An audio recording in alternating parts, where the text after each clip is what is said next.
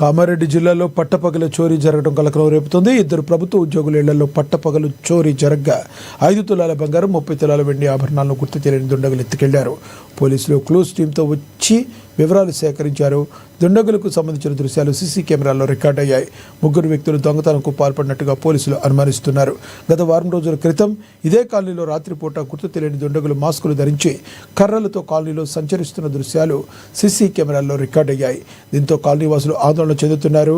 Police గస్తీని ఏర్పాటు చేయాలంటూ స్థానికులు డిమాండ్ చేశారు.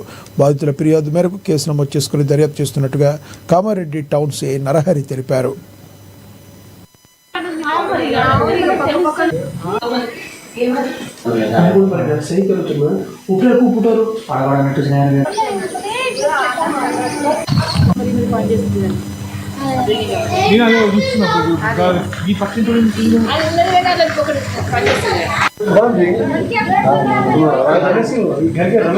పొద్దున్నే మేమంతా ఫ్రెష్ అప్ అయ్యి 10:30 అట్లా మేము డ్యూటీకి వెళ్ళిపోవడం జరిగింది.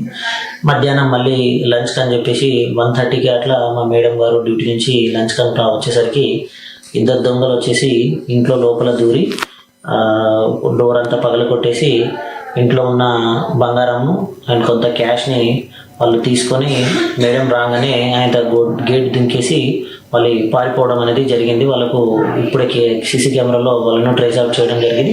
ఇమీడియట్లీ పోలీసులకు ఇన్ఫర్మేషన్